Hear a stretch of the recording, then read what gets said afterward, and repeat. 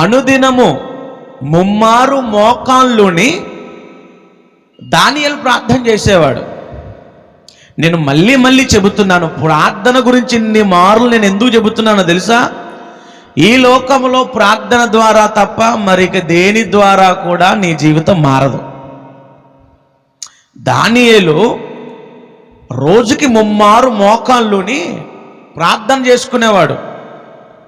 ఆ ప్రార్థన ఊరకనే పోయిందా? ఆ ప్రార్థనా ఫలము దేవుడు ప్రతిఫలం ఇవ్వకుండా వదిలేశాడా? దానియేలు చేసిన ప్రార్థనకు ప్రభువు జవాబు ఇవ్వకుండా ఊరకనే ఉండిపోయాడా? ఈరోజు మనకు అర్థం కావాల్సిన విషయం ఏమిటంటే, మీరు అనుదినము ప్రార్థన చేసే విషయంలో జాగ్రత్తలు వహించండి. ఈరోజు నీ స్థితి ఎలా ఉందో నాకు తెలియదు. ఈరోజు నీ పరిస్థితి ఎలా ఉందో నాకు తెలియదు. ఈరోజు మీ కుటుంబ వ్యవహారాలు లేదా మీ కుటుంబంలో ఉన్నటువంటి ఆ స్థితిగతులు ఏమిటో మాకు తెలియకపోవచ్చు. కానీ వీటన్నిటినీ ఎరిగిన దేవుడు మనం ఆరాధిస్తున్న నజరేయుడగు యేసు. నీ స్థితిగతులను బట్టి నువ్వు బాధపడుతున్నావు, నీ పరిస్థితులను బట్టి నువ్వు వేదన పడుతున్నావు. నేను అంటాను, ఆరోగ్యాన్ని బట్టి బాధపడుతున్నావు, అప్పుల బట్టి బాధపడుతున్నావు, కుటుంబములో ఉన్నటువంటి ప్రతికూల పరిస్థితులను బట్టి నలిగిపోతున్నావు, ఇబ్బందులు పడుతున్నావు, ఇరుకులు పడుతున్నావు, ఏడుస్తున్నావు, ఒంటరిగా కన్నీళ్లు విడుస్తున్నావు. ఏం చెయ్యాలో కూడా తెలియనటువంటి పాలు పోనటువంటి సందిగ్ధంలో పడి కొట్టుమిట్టాడుతున్నావు. నేను అడుగుతున్నాను, ఇలాంటి పరిస్థితులలో కూడా నీకు వాక్యం జ్ఞాపకం రాకపోతే నేను అంటాను, అది చాలా బాధాకరం. అది చాలా బాధాకరం. ఈరోజు ఈ వాక్యం మీకు జ్ఞాపకం రావాలి. సింహపు బోనులో ఆకలితో ఉన్న సింహాల మధ్యలో దానియేలు సురక్షితముగా ఉన్నాడు అనంటే కారణం ప్రార్థన. కారణం ప్రార్థన.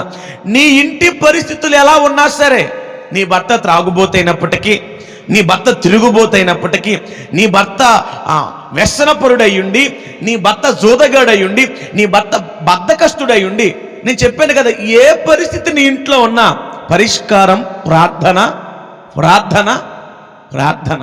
ఒకరోజు ప్రభు నందు ప్రియ దేవుని బిడ్డలారా, ప్రార్థన అన్న సందర్భం వచ్చింది కాబట్టి చెబుతున్నా.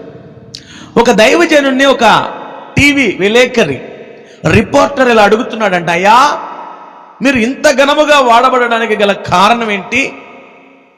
డాక్టర్ బిల్లీ గ్రహం గారిని ఒక టీవీ రిపోర్టర్ వచ్చి అడుగుతున్నాడంట, అయ్యా మీరు ఇంత ప్రపంచ ప్రఖ్యాతి చెందినటువంటి దైవజనులుగా మారడానికి గల కారణం ఏంటి?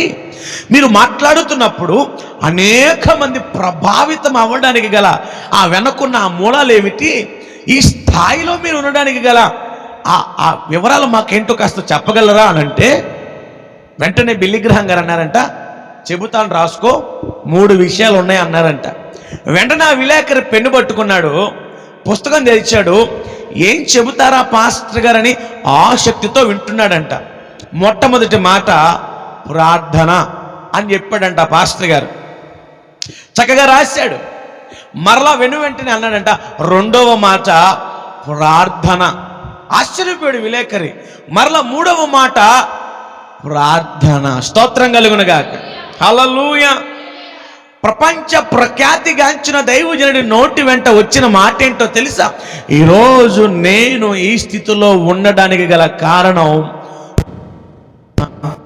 ప్రార్థన. ప్రార్థన ద్వారానే పరిస్థితులు మార్చబడతాయి.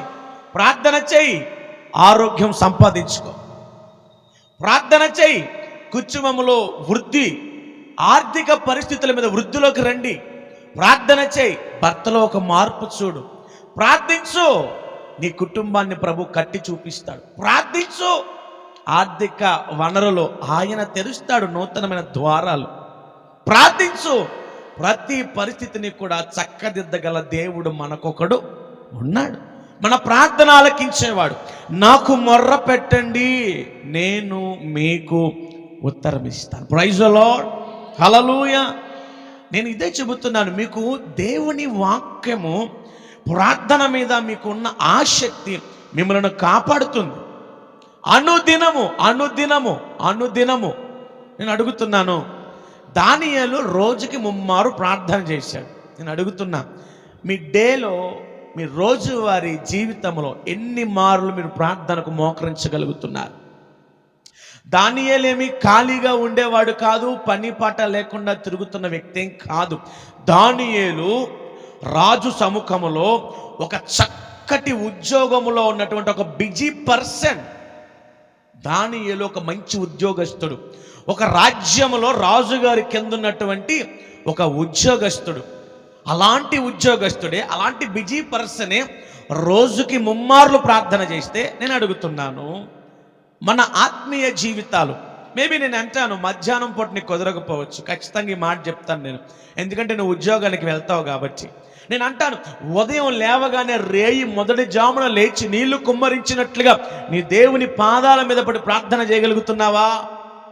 ఉదయపు ప్రార్థన చాలా శ్రేష్టమైనది. రేయి మొదటి జామున లేచి ప్రభు వైపు చేతులెత్తి ఆ నిద్ర మత్తును విడిచిపెట్టి దేవుని మత్తులోకి వెళ్ళి నువ్వు ప్రార్థన చేస్తే, ఆ ఉదయకాలపు ప్రార్థన నీ కుటుంబాన్ని ఖచ్చితంగా మారుస్తుంది. రాత్రి నువ్వు పండుకునే మునుపు, నువ్వు భోజనము చేసిన పిమ్మట, నీ కుటుంబం అంతటి కొరకు, నీ భర్త సహకరించినా సహకరించకపోయినా, నీ పిల్లలు సహకరించినా సహకరించకపోయినా, నీవు మోకరించి ప్రార్థన చేసి కృతజ్ఞత చెప్పి పడుకోగలిగితే నీ కుటుంబం దీవించబడుతుంది. ప్రైజ్ ది లార్డ్, హల్లెలూయా. అనుదినము సేవించుచున్న ఈ దేవుడు నిన్ను తప్పకుండా రక్షిస్తాడు. నా జీవితం మారదు అని అనుకోవద్దు, నా అప్పులు తీరవు అని అనుకోవద్దు, నా ఆరోగ్యం బాగుపడదని అనుకోవద్దు, నా లైఫ్ ఇంతేనండి అని నువ్వు డిక్లేర్ నీ గురించి నువ్వు చేసుకోవద్దు.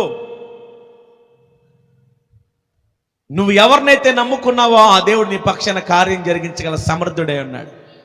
నువ్వు ఎవరినైతే నమ్ముకుని ఈరోజు ఇక్కడికి వచ్చావో ఆ దేవుడు నిన్ను కాపాడగల సమర్థుడే ఉన్నాడు. నీకు నువ్వు డిక్లేర్ చేయొద్దు, నీకు నువ్వు డిక్లేర్ చేయొద్దు, నీకు నువ్వుగా చెప్పుకోవద్దు, నా బ్రతుకు ఇంతే అని అనుకోవద్దు. నీ బ్రతుకుని మార్చగల సమర్థుడు యేసయ్య, నీ జీవితాన్ని మార్చగల సమర్థుడు యేసయ్య. ప్రార్థన చేయడం మానుకోకండి. ప్రార్థన చాలా చాలా అవసరమై ఉన్నది. ఆ ప్రార్థన నీ కుటుంబాన్ని కడుతుంది. ప్రియమైన దేవుని బిడ్డలారా, నేను చెబుతున్నా మళ్ళీ, పరిస్థితులు మారాలంటే నీ ప్రయత్నాలు కాదు, పరలోకపు తండ్రి యొక్క ఆ కృప మనకు చాలా ముఖ్యం. నీ పరిస్థితులు మారాలంటే నీ బలం, నీ జ్ఞానం, నీ డబ్బు, నీ బంధువులు, నీ బలగం, ఈ లోకపరమైనవి ఏవి కూడా నీ కుటుంబ స్థితిగతులను మార్చలేవు. ప్రభువు దయ తలచాలి, ప్రభువు చెయ్యి చాపాలి, ప్రభువు ఆయన అడుగు ముందుకేయాలి, ప్రభువు నీ పక్షమున కార్యం జరిగించడానికి ఇష్టపడాలి. అలా ఆయన ఇష్టపడాలంటే నువ్వు మోకరించాలి, నువ్వు ప్రార్థన చేయాలి, నువ్వు ఆయన తట్టు చేతులెత్తాలి, ఆయన కొరకు కనిపెట్టాలి. ఈరోజు ఈ మాటలు మీకు చాలా అవసరమై ఉన్నాయి. ప్రార్థన అనేది ఎంత విలువైనదో. చాలామంది ప్రార్థన చేసుకోవడానికి బద్దకిస్తారు, చాలామంది ప్రార్థన చేయడానికి చాలా బద్దకిస్తా అంటారు. తిని పండుకుంటే నీకేంటి ఉపయోగం? పోయి నిద్రపోతా, నీకేం వచ్చింది? పరిస్థితులను బట్టి కూడా కనీసం ప్రార్థన చెయ్యలేని దౌర్భాగ్యపు స్థితిలోకి వెళ్ళావా? పోయి నిద్రపోతా, నీకేం వచ్చింది? ప్రార్థన చేయలేవు, మోకరించలేవు. ఎవరి కోసం ప్రార్థన చేయాలి? నీ కోసమే, నీ పిల్లల కోసమే, నీ భర్త కోసమే, నీ కుటుంబం కోసమే, నీ ఆరోగ్యం కోసమే, నీ అప్పుల కోసమే, నీకు సంబంధించిన సమస్తము కోసమే నువ్వు ప్రార్థన చేసుకోవాలి. తిని ఒడ్డిగిలితే, తిని నీరసంగా ఉందని పడుకుంటే, తిని బలహీనంగా ఉంది, కష్టపడి వచ్చాను అని నిన్ను నీవు సమర్థించుకుంటే నీ జీవితంలో ఆశీర్వాదం రాదు. ఆడవారైనా మగవారైనా, ఏ వయసులో ఉన్నవారైనా, చిన్నలైనా పెద్దలైనా వృద్ధులైనా నడి వయస్కులైనా ప్రార్థన మాత్రం ఆపకూడదు. ప్రతిరోజు ప్రార్థించాలి. ఉదయము సాయంత్రము 2 పూటలా ప్రార్థించాలి. ఖచ్చితంగా చెబుతున్నాను. మీరు ఏ వయస్సు వారైనా సరే ఉదయం లేవగానే స్తోత్ర ప్రార్థన, రాత్రి పండుకునే ముందు కృతజ్ఞతార్పణ చెల్లించాలి. అప్పుడే మీరు దీవించబడతారు. రోజంతా ఎక్కడెక్కడ తిరిగి వచ్చావు. నేను అంటున్నాను, దేవుడు నిన్ను చూడకపోతే ఏంటి? నైట్కి వచ్చి ఆయనకి థ్యాంక్స్ చెబుతున్నావా? ప్రభువా, నన్ను ఈ డే అంతా కాపాడావు, నీకు చాలా థ్యాంక్స్ అయ్యా అని చెప్పగలుగుతున్నావా? ఏ రోడ్డు ప్రమాదం నువ్వు చూడట్లేదా? రోడ్ల మీద ఎంతమంది మరణిస్తున్నారో నీకు కనబడట్లేదా? రోడ్ల మీద ఎంతమంది వారి జీవితాలు అర్ధాంతరంగా ముగించేస్తున్నారో నీ కళ్ళకు అవేమీ కూడా కనపడట్లేదా? నీకు అర్థమవుతుందా? ఉదయం లేవగానే స్తోత్ర ప్రార్థన, రాత్రి పండుకునే ముందు కృతజ్ఞత అర్పణ ప్రభువుకు చెల్లించాలి. అప్పుడు మీరు దీవించబడతారు. మీ వయస్సు ఎంత పెద్దదైనా, మీ మోకాలు నొప్పులున్నా, మీరు లేకపోతే మీ శరీరం సహకరించకపోయినా, నేను అంటాను, నువ్వు కుర్చీలో కూర్చుని ప్రార్థన చేసుకో, గోడకు జారబడి ప్రార్థన చేసుకో. నీ ఆరోగ్యం సరిగా సహకరించకపోతే నువ్వు పడక మీద ఉండి కూడా ప్రభువుని ధ్యానించవచ్చు. ప్రార్థనకు నువ్వు వంకలు చెప్పుకుంటున్నావు అంతే. ప్రార్థన చేయడానికి వంకలు చెప్పుకుంటున్నావు. నేను చెబుతున్నా, ఈ రాత్రి ఈ 100 రోజుల ఉపవాస ప్రార్థనలు చేపట్టి మనం ముందు కొనసాగుతున్నటువంటి ఈ రోజులు మన లైఫ్ స్టైల్ అంతటిని కూడా మార్చగల సమర్థుడు ఈ రోజు మన మధ్యలో ఉన్నాడు. ఇక నుంచి మీరు ప్రార్థన మాత్రం విస్మరించొద్దు. మనం పోరాటం చేయాలి ప్రార్థనలో. నీ కుటుంబాన్ని పాడు చేస్తున్న సాతాను మీద యుద్ధం ప్రకటించవా? ప్రార్థనలో నువ్వు పోరాడవా? ప్రార్థనలో ప్రభువుకు నువ్వు దగ్గరవవా? నీ కుటుంబాన్ని పట్టి పీడించేస్తున్న చీకటి శక్తుల మీద నువ్వు ఎదురు తిరగవా? నీ భర్తను త్రాగుబోతుగా మార్చాడు, నీ భర్తను తిరుగుబోతుగా మార్చాడు, నీ ఇంటిని అప్పుల్లో ముంచేశాడు, నీ ఆరోగ్యాన్ని దొంగలిస్తున్నాడు, సమాధానం దొంగలిస్తున్నాడు, శాంతిని దొంగలిస్తున్నాడు. నీ ఇంట ఎలాంటి మంచి పరిస్థితులు లేవు. అపవాది రకరకాలుగా నీ కుటుంబాన్ని చిన్నాభిన్నం చేసేస్తుంటే నీకు అర్థం కావట్లేదా? ప్రియులారా, ఈ ప్రత్యేకమైన రాత్రి నువ్వు నిద్రపోతే పని జరగదు. మొద్దు నిద్రలో నువ్వు ఉండొద్దు. మెలకువతో ఉండు, పోరాడు. పట్టుదల, ఓపిక. ప్రార్థన అనేది ఎంత ఇంపార్టెంటో నా జీవితమే దానికి ఒక ఉదాహరణ. మా స్థితులు ఏమిటో, మా స్థితిగతులు ఏమిటో, మా పరిస్థితులు ఏమిటో, మా బ్రతుకులు ఏమిటో, ఒక సాధారణ వృక్ష తొక్కుకునే బ్రతుకు నాది. మూటలు మోసుకునే కూలి జీవితం నాది. ఏ స్థాయి నుంచి ఏ స్థాయికి ప్రభు తీసుకుని వచ్చాడు. ఇదే వీధుల్లో తాగి తిరిగే బ్రతుకు నాది. ఇదే వీధుల్లో తాగి పడిన జీవితం నాది. నేను అడుగుతున్నా, నా జీవితంలో చేసిన దేవుడు మీ జీవితంలో చెయ్యలేడా? మీరు పట్టుదలతో ప్రార్థించట్లేదు, మీరు మోకరించట్లేదు, మీరు కన్నీరు గార్చట్లేదు, మీరు ఓపికతో కాస్తంత సమయం ప్రభువుకి మీరు కేటాయించట్లేదు అంటాను. నేను అడుగుతున్నాను, దానియేలును కాపాడిన దేవుడు మనలను కాపాడలేడా? ఒకరోజు ఒక తల్లి పాస్టర్ గారి దగ్గరికి వచ్చి, అయ్యగారు, నా భర్త అర్ధంతంగా చచ్చిపోయాడు, మీతోనే ఉండేవాడు, ఆయన ప్రవక్తలలో ఒకడు, అర్ధంతరంగా చచ్చిపోయాడు, మా ఇల్లు అంతా కూడా అప్పుల్లో కూరుకుపోయిందయ్యా. ఇప్పుడు అప్పులు ఇచ్చిన వాడు వచ్చి ఏమంటున్నాడంటే, నా 2 పిల్లల్ని బానిసలుగా మార్చేసుకుంటాను అంటున్నాడు. నాకేం చేయాలో తెలియట్లేదు పాస్టర్ గారు, మీరు తప్ప వేరొక దిక్కు లేదంటే ఆయన చెప్పినటువంటి చక్కటి మాట ఏంటో తెలుసా? నీ పరిస్థితులను మార్చగలది నీ ఇంట్లోనే ఉంది. ఏముంది నీ ఇంట్లో? అయ్యగారు, మా ఇంట్లో ఏమీ లేదండి, ఒక చిన్న నూనె కుండ మాత్రమే ఉంది, అది చాలు, నీ జీవితం మారిపోతుంది. నూనె కుండ దేనికి సాదృశ్యం? ప్రార్థనకు సాదృశ్యం. ఆ నూనె కుండ ద్వారా నీ జీవితం టోటల్గా చేంజ్ అయిపోద్దామా? నువ్వు ఇంటికి తిరిగి వెళ్ళు. ఆ సందర్భం అంతా మీ అందరికీ తెలుసు. నేను చెబుతున్నా, ఆ విధవరాలి జీవితంలో జరిగిన కార్యం నీ జీవితంలో జరగదా? అప్పులు, లక్షల రూపాయల అప్పులు, పిల్లలను బానిసలుగా కొనిపోతున్నారు, భర్త చచ్చిపోయాడు, దిక్కుతోచని స్థితి. ఎవరు కాపాడారు ఆవిడ్ని? ప్రార్థన ద్వారా దేవుడు కాపాడాడు. ఈరోజు మీ అందరికీ అర్థమవడానికి నా మాటలను ముగిస్తున్నాను. నేను మీ అందరి కోసం ప్రార్థన చేస్తాను. ఈరోజు మీ అందరికీ నేను చెప్పదలుచుకుంది, నా తరపున నేను ఏదైనా మీకు ప్రతిసారి బైబిల్ గ్రంథంలో నుంచి మీకు సూటిగా వినిపించాలనుకునేది ఏదైనా ఉంది అంటే ప్రార్థన, ప్రార్థన, ప్రార్థన. గొప్పగా వాక్యం చెప్పేవాళ్ళంటే సాతానికి పెద్ద భయం ఉండదు. మంచి ఆరాధికులంటే సాతానికి పెద్దగా ఏం భయం ఉండదు. బాగా పరిచర్య చేసే వ్యక్తులంటే కూడా సాతాను గడికి పెద్దగా భయమే ఉండదంట. కానీ మోకరించి ప్రార్థన చేసే వాళ్ళంటే అపవాది వెన్నులో వణుకు పుడుతుందంట. స్తోత్రం కలుగునగా.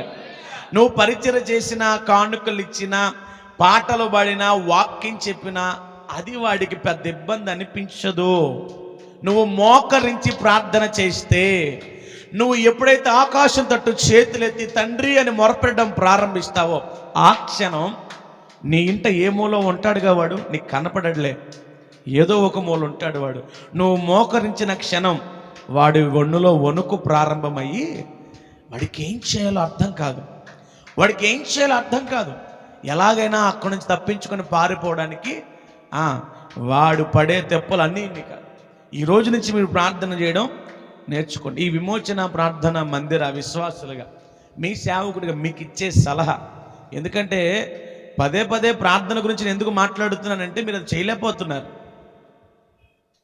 మీరు మనస్సు విప్పి మీరు చెప్పగలిగితే, మీరు మీరు మీరు మనస్సు విప్పి మీరు చెప్పగలిగితే, నేను అడుగుతున్నాను, మీరు నిజంగా ప్రార్థన పరులై ఉన్నారా? ప్రార్థన పరులై ఉన్నారా? ప్రార్థన పరులై ఉన్నారా? ప్రార్థన పరులై ఉన్నారా? ప్రార్థన పరులై ఉన్నారా? ఎంతమంది ఒక డేలో ఎంత సమయం ప్రభుకి కేటాయించగలుగుతున్నారు? ఎంత సమయం? నా కోసం ప్రార్థన చేయమని అడిగానా? లేకపోతే నీ చుట్టూ ఉన్న ప్రపంచం కొరకు మేమన్నా ఉపవాసం ఉండమని మేమేమన్నా చెప్పామా? కనీసం నీ భర్త కోసం, నీ పిల్లల కోసం, నీ ఆరోగ్యం కోసం, నీకు కలిగిన సమస్తం కోసం నిన్ను ప్రార్థన చేయమనిగా మేము చెప్పాం. మీరు మీకోసం కూడా ప్రార్థన చేసుకోకపోతే నేను అడుగుతున్నాను, ఇక మిమ్మల్ని కాపాడటం ఒక్కొక్కసారి నేను అంటాను, తప్పుగా అనుకోద్దు, ఆ దేవుడు కూడా పెద్దగా మీ విషయంలో స్పందించకపోవచ్చు. అవునా కదా? నీకు సమస్యల్లో ఉన్న దారి చూపించాడుగా. నువ్వు సమస్యల్లో ఉన్నప్పుడు దేవుడు ఏం చేశాడు? ప్రార్థనని దారి చూపించాడు. నడు, నేను నడవను, అక్కడే ఉంటాను, నా వల్ల కాదు, నా కాళ్ళు నొప్పులు వస్తున్నాయి, అవదలే ప్రభువా, నేను చేయలేనే ప్రభువా అంటూ సాకులు చెప్పుకుంటూ కూర్చొని పోతే ఆశీర్వాదం వచ్చిద్దా? రాదు. ఎప్పటికీ ఆశీర్వాదం రాదు. మీకు అర్థమవుతుంది కదా? దేవుడు దారి చూపించాడు. దేవుడు ప్రవక్తలలో ఒకరిని భార్య అప్పులతో ఉండొచ్చినప్పుడు దేవుడు దారి చూపించాడు. అమ్మా, నీ ఇంట్లో నూనె కుండ ఉంది అన్నావు కదా, వీధిలో ఉన్న ఇళ్ళలన్నిటికీ వెళ్ళేం చేయాలి? కుండలన్నీ కూడా కలెక్ట్ చేసుకో, తెచ్చుకో. నీ కుండలో ఉన్న నూనె ఇప్పుడు ఆ ఇంటికి వెళ్ళి అడిగితే, ఈ ఇంటికి వెలిగితే, వెనకింటికి ముందింటికి వెళ్ళి అడిగితే ఏమని అనుకుంటారేమో. ఆవిడ సిగ్గుపడి ఆగిపోయి అంటే కార్యం జరిగేదా? పిల్లలను పంపించింది, ఈదులో ఉన్న వాళ్ళందరిలాగా వెళ్ళింది, అక్కడ ఇక్కడ అడిగి తెచ్చుకుంది, చిన్న పెద్ద కుండలన్నీ తెచ్చి పెట్టింది. వస్తానే ఉంది, ఆశీర్వాదం వస్తానే ఉంది. మన సాకులు చెప్పుకుండా ఆగిపోతే పని జరగదు. ఆరోగ్యం బాగోలేదని అడ్డమైపోయి అలా పొడుగుని పోయి నా వల్ల కాదు లేనంటే ఆరోగ్యం ఏడ తగ్గిద్ది? ఆరోగ్యం తగ్గిద్దా? హాస్పిటల్కి వెళ్తావు కదా, ఆ ఓపికదో ప్రార్థన కోసం కేటాయించుకో. అర్థమవుతుంది మీ అందరికీ? ప్రార్థన ఎంత విలువైనదో మీకు అర్థం కావడానికి ఒక 10 నిమిషాల ప్రసంగం చేయడానికి ఏమి నిలబడలే ఈరోజు. ఎందుకు ప్రసంగం చేసేంత సమయం ఉందా మనకి? ప్రతిరోజు చేస్తున్నాం కదా. ప్రార్థన ఎంత విలువైనదో నేను మొత్తుకుంటున్నాను. నేను ఎన్నో ప్రాంతాలకు పోయాను, ప్రార్థన రాని వాళ్ళు ప్రతి సంఘంలోనూ ఉన్నారు. ఎన్ని ప్రాంతాలకు వెళ్ళాను నేను, ఎంతమంది ఆడబిడ్డల జీవితాల్లో నేను గమనించగలిగాను. వారితో నేను మాట్లాడుతున్నప్పుడు వారికి ప్రార్థన రావట్లేదు. నేను రీసెంట్గా ఒక ప్రాంతానికి వెళ్ళాను, ప్రార్థన చేయడం కూడా రావకపోతే నేను అంటాను అది అమాయకత్వం అంటాను. మనుషులతో మాట్లాడినట్టుగా నువ్వు ఎవరితో మాట్లాడాలి? చక్కగా కూర్చొని నీ బాధ అంతా స్నేహితులతో చెప్పినట్టుగా దేవుడు చెప్పుకో. అప్పుడప్పుడు పాస్టర్ గారికి కూడా చెప్తావుగా, అన్నయ్య మా ఆయన ఇలాగా, మా పిల్లలు ఇలాగా, దేవుడికి చెప్పు. ఎలా చెప్తావో తెలుసా? నువ్వు చెప్పే ఆ విధానంకి ఆయనకి ముచ్చటేయాలి. ఆయన మనసు కరిగిపోవాలి, ఆ క్షణం అట్లా దిగి రావాలి.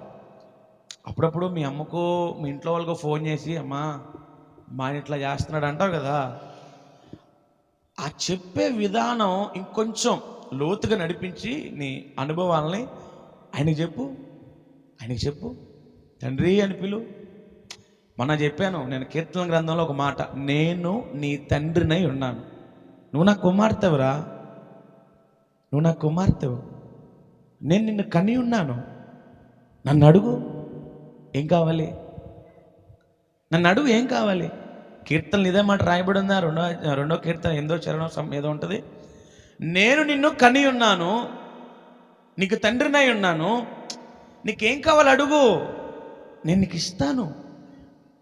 అడిగే ఆ ఇది కూడా మనకు లేకపోతే ఇంతకు మించి దేవుడు మీ జీవితంలో ఇంకేమైనా చేయాలన్న కూడా ఆస్కారం ఆయన అంతా చాలా స్పష్టంగా, నాకు మొర్ర పెట్టండి నేను ఉత్తరం ఇస్తాను. దావీదు అంటాడు, ప్రార్థన ఆలకించువాడా. నీ దేవుడు ప్రార్థన ఆలకించేవాడు, అవునా కదా? మీరు ప్రార్థించండి, అడగండి. సువార్తల్లో కూడా రాయబడిన మాట, మీరు అడగకే ఇంతకు ముందు ఏం పొందుకోలేదు. చాలా స్పష్టంగా ఉంటే మాటలు. మనం ఏదో అనుకుంటాం బైబిల్ అంటే ఏదో పెద్ద గ్రంథం బాబు మేము చదవలేమని. చాలా చాలా చాలా సులువైనటువంటి మాటలు ఉంటాయి. మీరు అడగకే ఏమీ పొందుకోలేకపోయారు. కాబట్టి ఇక నుంచి మీరు ఏం చేస్తారు? అడగండి, అడిగి అన్నిటినీ పొందుకోండి. పెద్దలు సామెత చెప్తారు కదా, అడగనిదే అమ్మైనా. కాబట్టి మీరందరూ కూడా చక్కగా నేను ఇచ్చే సలహా, ప్రార్థనలో ఎదుగుతారని ఆశపడుతున్నాను. మీరందరూ కూడా ప్రభువులో బలపరచబడతారని ఆశపడుతున్నాను. మీకు ఎన్నో ఉపమానాలు చెప్పాను, ఎన్నో విషయాలు చెప్పాను. ప్రతి వారం గృహకుడికల్లో కూడా ఎన్నో అద్భుతమైన విషయాలు భక్త్ సింగ్ గారి జీవితంలో నుంచి కావచ్చు, సాధు సుందర్ సింగ్ గారి జీవితంలో కావచ్చు, ఏసన్ గారి జీవితంలో కావచ్చు. మీకు అర్థమవుతుందా? ఎంతోమంది భక్తుల జీవితాలు తీసుకుని వాటిని మీ ముందు నేను పెడుతున్నాను, ఉదాహరణలు మీకు ఇస్తున్నాను. వారి జీవితాల్లో చేసిన వాడు మన జీవితంలో చేయడా? క్షణాల్లో చేస్తాడు. కాబట్టి ప్రభు మిమ్మల్ని దీవించి ఆశీర్వదించునుగాక.